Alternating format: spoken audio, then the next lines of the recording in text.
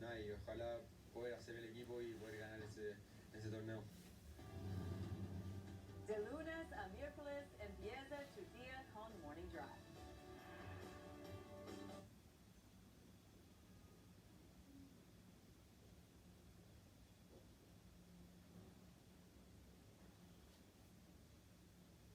Y poder ganar ese torneo. De lunes a miércoles empieza tu día con Morning Drive.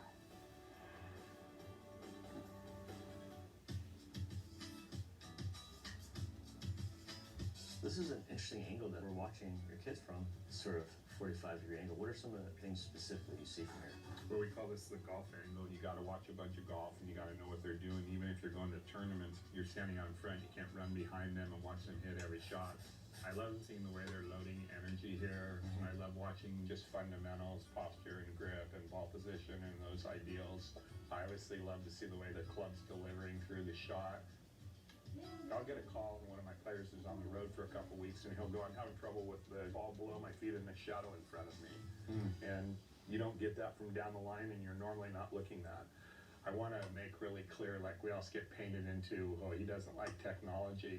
I love technology, but the most effective thing we have is our eyes and our mind and our computer. That's how those things were all invented. I like trying to figure out club speed and where the ball is going to go. And, you know, a lot of times I'll be standing out in front when we're on tour and the players warming up with TrackMan, and we're only trying to get normalized distance, and they hit a 7-iron, and I want to know that that thing's hit 188 when they make contact, and then I like to look over at the machine and see that it says 187.9. Tells me I'm doing my job and they're doing their job. So this is what I call the golf angle.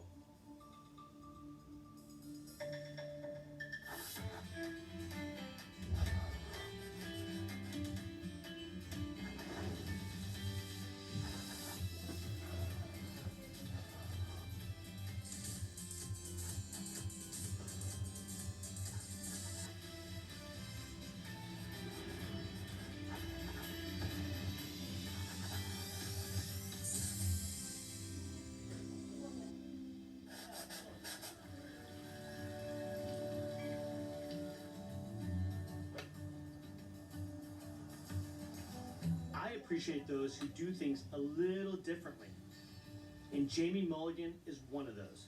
Looks good, pro. Hey, Chris. Jamie. How are you, What's up, buddy? Good to see you. Nice to see you. Welcome to Long Beach and the Virginia Country Club. Yeah, pretty incredible place. It's beautiful out here. You Yep. can smell the ocean breeze a little bit, huh? Nice to be back in California. I know, Pretty exactly. probably, right? Let's have some fun. The Southern California surfer has mentored generation after generation of PGA Tour players, from John Cook and Paul Goydos to Patrick Cantlay and Luke Liss. Jamie does it holistically. He coaches the person, not the golf swing. And the results speak for themselves. Look at that. This is about as special as it gets. It's fascinating to me how Jamie relies on feel, rhythm, and communication to coach his players. So I traveled to Virginia Country Club in Long Beach, California, to find out why Paul Goydos calls Jamie the best mind in the game.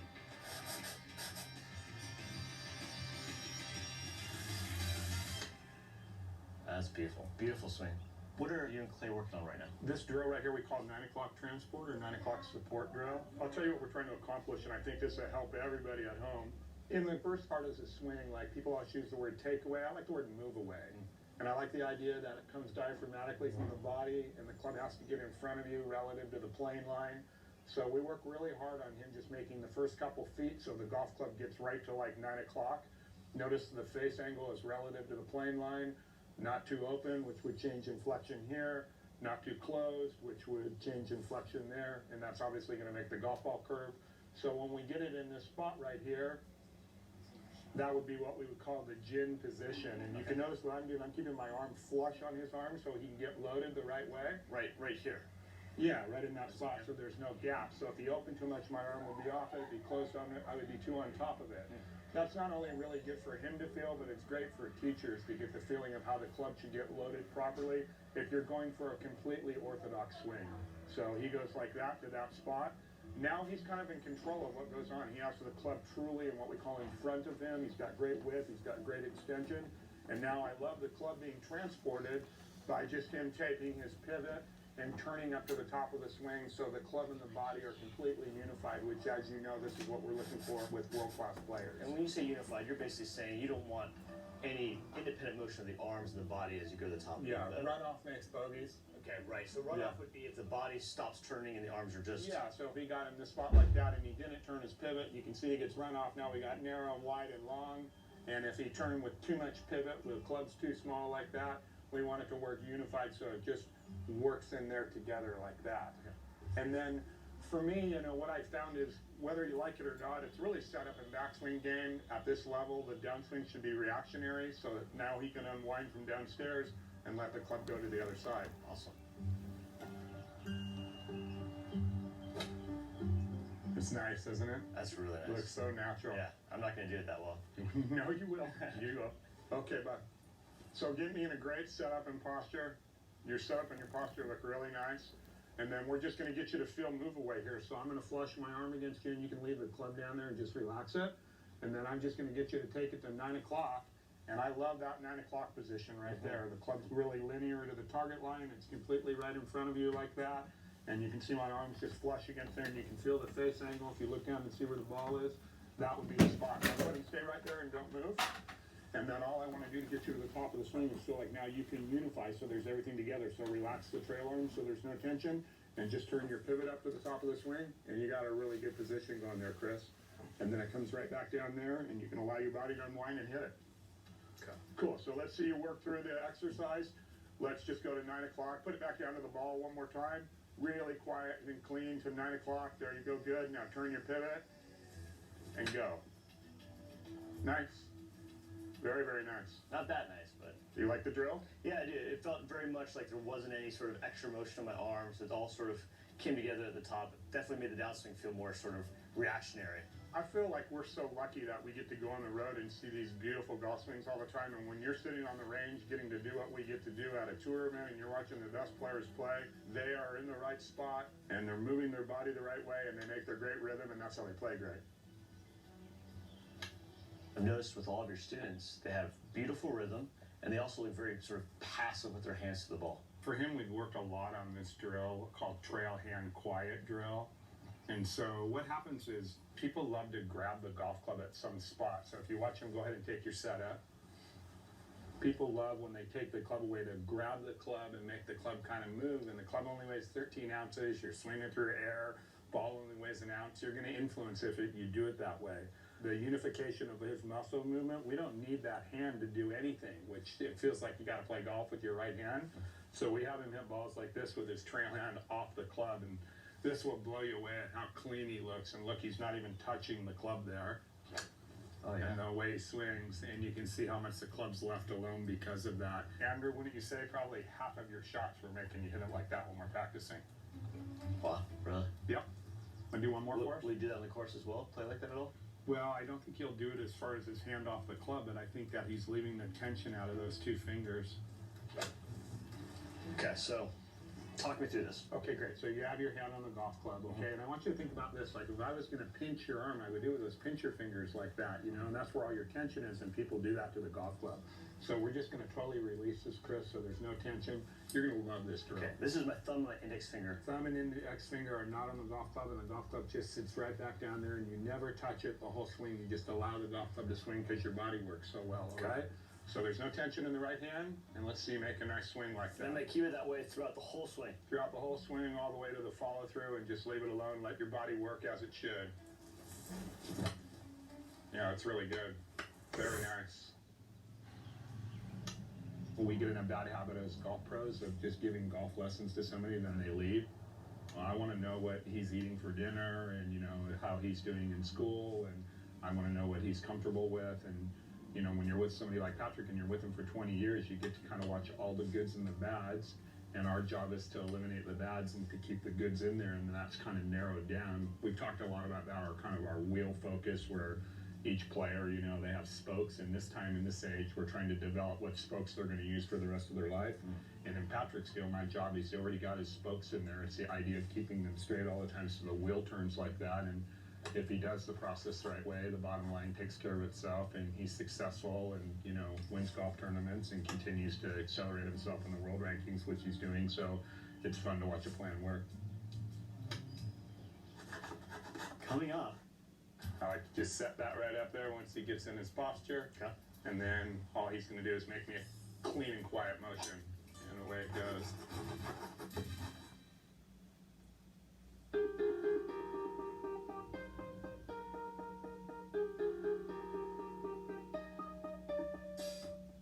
El tema es el golf.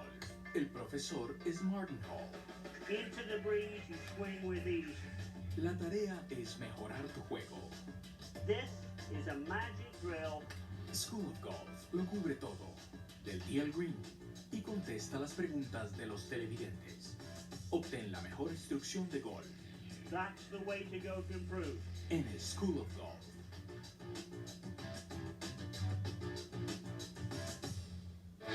Are you looking to increase your club head speed and hit your drives further? Well, one of the commonalities we see amongst the longest hitters in the world and on tour, such as Dustin Johnson here, is really the height of their hands at the top of their swing, the width of the hand path, and this really can be affected greatly with just a function of the right arm.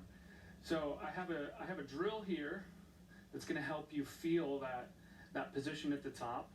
And really the function of the right arm in all of this. So as the club starts back, the right arm is what's going to fold down. And if we can learn to manage this, and I have a split hand grip here, and as I'm making my backswing, I'm going to make sure I feel some width. I'm restricting really how much this right arm is going to fold down here. And I'm going to feel that position. And I'll do that a couple times.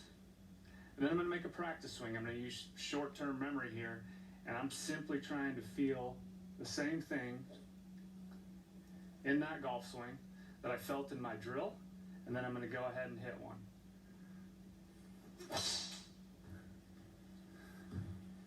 Now to summarize, I'm working through a drill swing, a practice swing, a rehearsal that feels like that drill, and then I'm hitting a golf ball that feels like the practice swing. I'm just connecting the dots.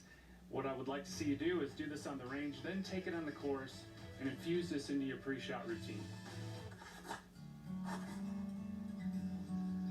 You know, it used to be that a guy maybe gets on tour and kind of starts working with the hot guru of sorts, as opposed to what you're doing where someone will partner with a coach and really kind of take them on this journey for their whole career. At the end of the day, like I get these calls all the time now because we're not taking on any more players, and they say, you know, I want you to coach me, and I say, well, we run a country club and we've already got players and we can't do this, our time doesn't allot it, but why are you going to leave the guy that you're with? Yeah. And, you know, it always goes back to, well, I wasn't playing as good as I went, and there's going to be ups and downs, Right. but I think you have a better chance of knowing that from being there the whole time than not. I certainly understand why players go ahead and do that. They want what's best right away, but that goes back to our term macro. I like the macro idea, and, you know, I also like the idea that if you don't 100% know what you're saying, then don't say it. I just like the long-term approach, you know, and it's really fulfilling as they do better as they get older. Not only watching what they're doing in their personal growth and just becoming great human beings, but also obviously beautiful players.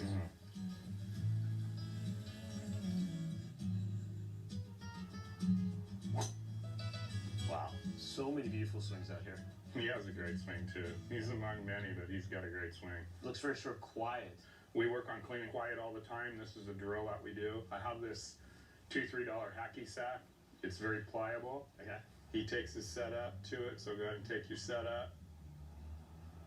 And I just put the hacky sack on his head, and let's not get too caught up in the head staying still, but I love him working on clean and quiet and that dictating that. I see. So you can watch him as he makes his motion, and you can notice the ball's well hit and it's bombed, and then at the last minute the hacky sack falls. Absolutely, yeah.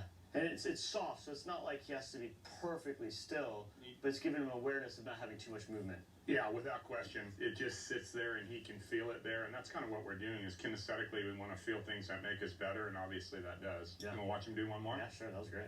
And then again, kind of for the teachers and the students that are learning there, I like to just set that right up there once he gets in his posture. Okay. And then all he's going to do is make me a clean and quiet motion, and away it goes. Yeah, beautiful. Boy, you're swinging really nice right now. Those are great. Very nice with that drill, Hunter. You want to try some? I think I need a little bit of this. All right, cool. Why don't you imagine that you're playing a 3-par and go ahead and tee that thing up, okay? Okay. Perfect. And then go ahead and take your setup and get nice and comfortable. And then I'm just going to set the hacky sack up there, and then you just work athletically and really quiet and allow the swing to happen. Yeah, really nice. It cleans and makes everything quieter, which is what we're after. I love the look of your swing, super efficient, very nice. Hi, I'm Francesco Molinari. The home of the PGA Tour is right here.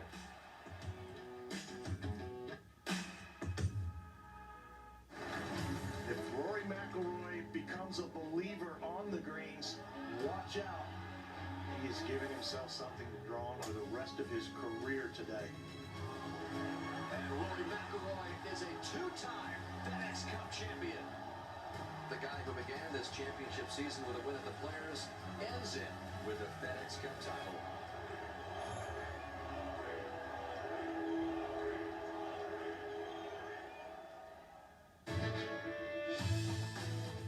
Tiger's dad used to tell him when he was growing up, he said, son, putt to the picture. And that worked for a lot of majors and still does today. And what he was talking about was putt to the picture that you see of the ball going in the hole. Well, that is a great idea if you can see it. But I know for a lot of us, visualizing that ball going into the hole is tough. But if you hit enough putts, you can start to see it.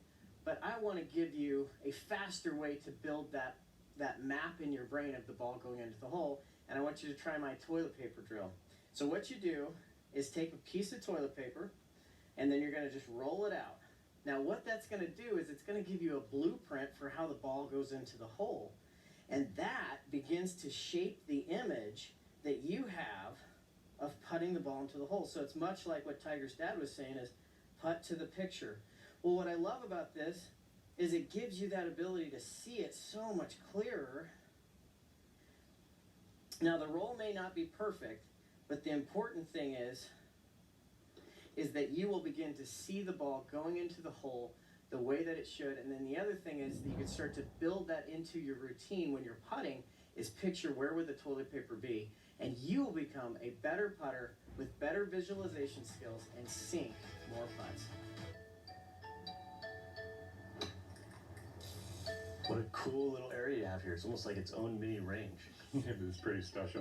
In California, the club's got so much land, you know, and we've turned this into this little practice. We call it the lab. It has a established in 1909, and it's got this vintage look about it, and this just kind of adds into the vintage look. And you got these little tree stumps. What do you use these for? This is wedge practice, or what we call texture practice, and this is probably the thing that I see with most players on the road, that people are doing this. Every player's doing some form of this. So you guys have been doing it for a while. We've been doing it for, you know, over 3 decades. This was a big thing passed down from Hogan to Venturi to John Cook, and just controlling your distances and controlling your yardages. So the idea there is, I love this word texture, which is the contact of the ball, the way that it's hit solid for you. And I don't like changing contact or texture, meaning hitting it harder or softer. I like whatever is your good contact for your stock vanilla shot. So like Clay has these 3 wedges. He's got a 60, and he's got a 54, and he's got a 50. And we know how far that he hits it with his full or 12 o'clock swing. And we know how far he hits it with his 10-30 or 3/4 swing. And we know how far he hits it with his half swing or his 9 o'clock swing. And the idea there with the practice thing is that he's controlling different trajectories in different ways that the ball will fly to the desired distances, just by changing clubs without changing texture. Absolutely. Can we see a couple, Clay? This is a 60, and that will be half. So now hit me a 3/4 one with the same texture, and just increase the length of your swing and let it hit harder by itself. And you can see I love how the contact looks the same and the motion looks the same. How far would the first one go? Probably 40, 45 yards. And you know, that one goes about 20 yards farther with that. Okay. And then this would be the full motion. 40 yards between those 3 swings, and the swings all look the same. You just had the length of the swing change in order to make the golf ball go farther or shorter. So this is 54. So once you hit me a half swing 54, and this is probably going to go where the 3/4 60 did. This half swing went about the 3/4 of the 60-degree swing, same yardage, different trajectory because it's got less loft on it. And he's controlling trajectory like this as well, and a lot of times you need trajectory for wind or where the pin is on the green, so this is really key. But instead of changing the texture, as you put it, he's going to use the same sort of strike through the bag, but just change his trajectory by using a different club with a different length swing. Yeah, 100%. So now make me a 3/4 one, and I'm going to keep talking as you go, Clay, but in the old days when I was practicing, I used to practice next to this archery range, and then I started studying a lot of marksmanship stuff, and when somebody's pulling an arrow really good, you land it right on the stump there. So when you see somebody when they're pulling the arrow back farther, the arrow is going to shoot farther, but they're releasing the arrow the same way. And if they want to go farther, the bow and the arrow gets pulled back like that. You study like marksmanship as shooters with a gun, or when they're doing the biathlon, they're pulling the trigger the same way. So I love having that sensation right like that. That's the strike or the texture part of it. So the release of the arrow would be the strike and the texture part of it in this analogy. 100%. So now make me a full one with that motion, and then we'll switch down to your last wedge. Beautiful. And I think the big take home is know your yardages for different length swings, whether it be a 9 o'clock or half swing or full swing, and then do that with all your wedges, get all those yardages, and that's how you're going to change your trajectory. Yeah, and I mean, he's hit 6 shots there, and he's hit the stump 3 times and hit it next to the stump the other 3 times, and all the swings look exactly the same. So why don't you do the last one here, do a half swing with this one with your 50, and this one's going to have a little bit more down trajectory, a little bit more flighted naturally. Beautiful. Clay, you're doing a really nice job too of having your strike feel the same. And now let's see a 3/4 one of those. And then let's see the full one, and now he's going for the last stump with that. Okay. Yeah, really nice. Oh, what a strike. That was so cool. Do it again. Oh, do it again. Oh, oh, oh.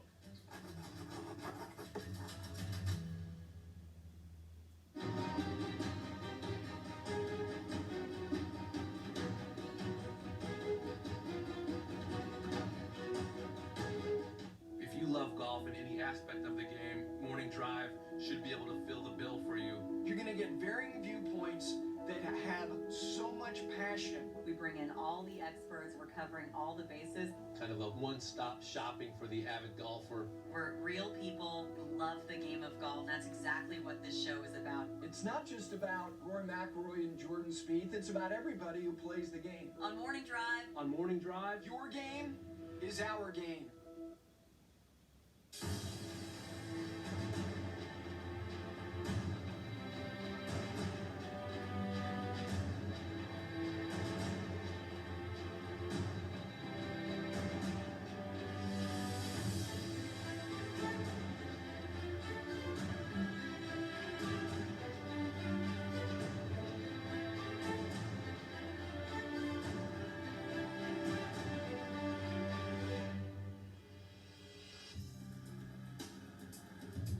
We're at the 19th hole, the separate hole from the golf course. One of the things that really stuck out to me was the beautiful rhythm that all of your students have. And the drill that really resonated with me, that I think will help you with your own rhythm, is the 2 fingers off of the club with your trail hand drill. So you would take your index finger and your thumb and just not put it on the club. And that really quiets down that trail arm, makes everything smooth at the beginning of your swing, and hopefully you carry that rhythm throughout the whole motion. Love it.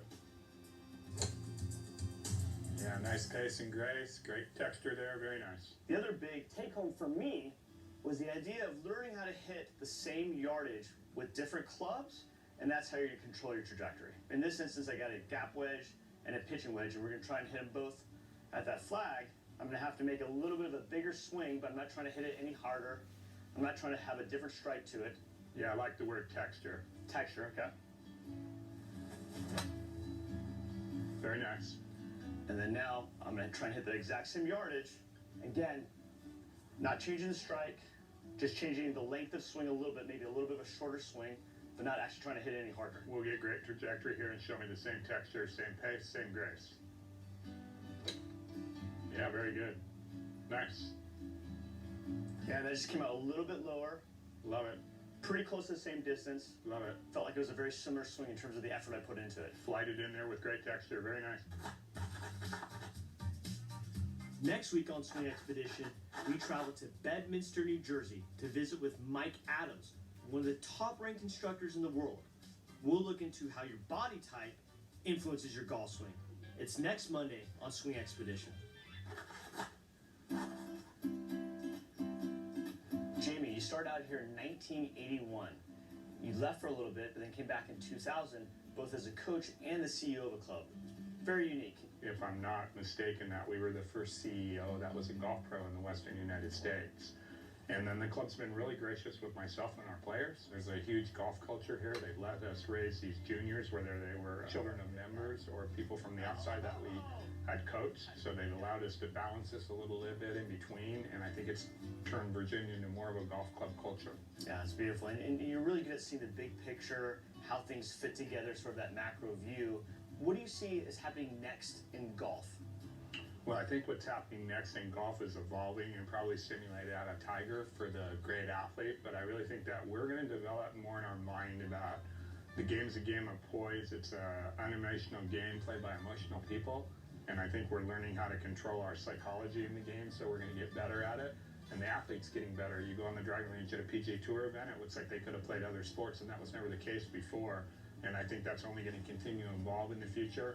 And your best players are going to be those that are zero heart rate and they're flatlining, and they're also fantastic and strong and mobile athletes. Still square clubbing around ball, but how they learn to perform under the gun and do the things that they need to do to win golf tournaments will dictate where we're going in the future, Chris. We've proven to have incredible foresight, so I'm sure this is what's going to